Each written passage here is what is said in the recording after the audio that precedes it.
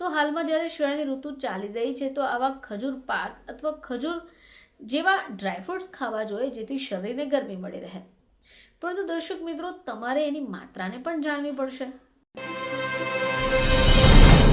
નમસ્કાર દર્શક મિત્રો, ખબરછે.com ઉપરથી હું દ્રષ્ટિ આપ સૌનું સ્વાગત કરું છું.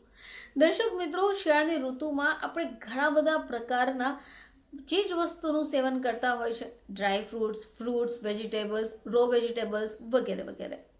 હવે કહેવાય છે કે શિયાળામાં જેટલા પાકો તમે સારી રીતે ખાઓ છો, યોગાસન કરો છો, વર્કઆઉટ કરો છો, તો એની અસર તમારા શરીર પર દેખાય છે. પરંતુ મિત્રો, તમે જે ચીજ વસ્તુનું સેવન કરી રહ્યા છો એ કેટલી માત્રામાં કરવું જોઈએ, ક્યારે કરવું જોઈએ, એ પણ ખૂબ મહત્વપૂર્ણ ધરાવે છે. હવે આ ખજૂર વિશે જો વાત કરીએ તો આપણે સૌ જાણીએ છીએ કે આપણી દાદી, નાની, મમ્મી, કાકી આ બધા જ ખજૂર ખવડાવવા માટે આપણી પાછળ પડી જાય છે. ઘણા બધા ઘરોમાં સવારે ઉઠીને 1 કે 2 ખજૂર ખાવાનો પણ નિયમ હોય છે.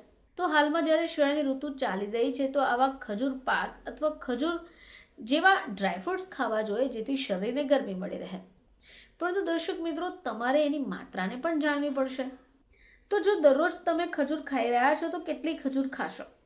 મિત્રો, ખજૂરમાં potassium, magnesium, iron, copper, fibre, vitamin B6 અને બીજા ઘણા પોષક તત્વો જે છે એ તમને ખજૂરમાંથી મળી જાય છે. હવે આપણા શરીરને સ્વસ્થ રાખવા માટે આ બધા જ પોષક તત્વોની જરૂર છે. હવે ખજૂરમાં કુદરતી શુગર પણ છે અને એમાં ફાઇબર પણ છે જે તમારા પાચન માટે ફાયદાકારક રહેતું હોય છે. હવે આ ખજૂરને શરીરમાં ઉર્જા જાળવી રાખવા માટે પણ તમારી ઘણી બધી મદદ કરે છે.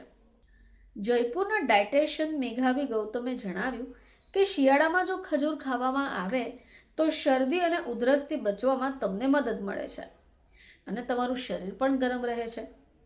હવે એક્સપર્ટ્સનું માનીએ તો શિયાળામાં રાત્રે ગરમ દૂધમાં ઉકાળીને તેમાં જો ખજૂર ખાવામાં આવે તો ચોક્કસપણે તમને વધારે ફાયદા જોવા મળશે.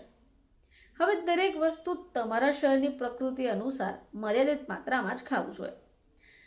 તો એક્સપર્ટનું કહેવું છે કે જો તમે દરરોજ જ ખજૂરનું સેવન કરો છો તો એક દિવસમાં 2 કે પછી 3 થી વધારે ખજૂરનું સેવન કરવું સારું છે. ખજૂર કુદરતી શુગર છે જેથી જો તમે દૂધ અને ખજૂરનું સેવન કરો છો તો તમારે મીઠાશ માટે બીજું કંઈ પણ ઉમેરવાની જરૂર નથી.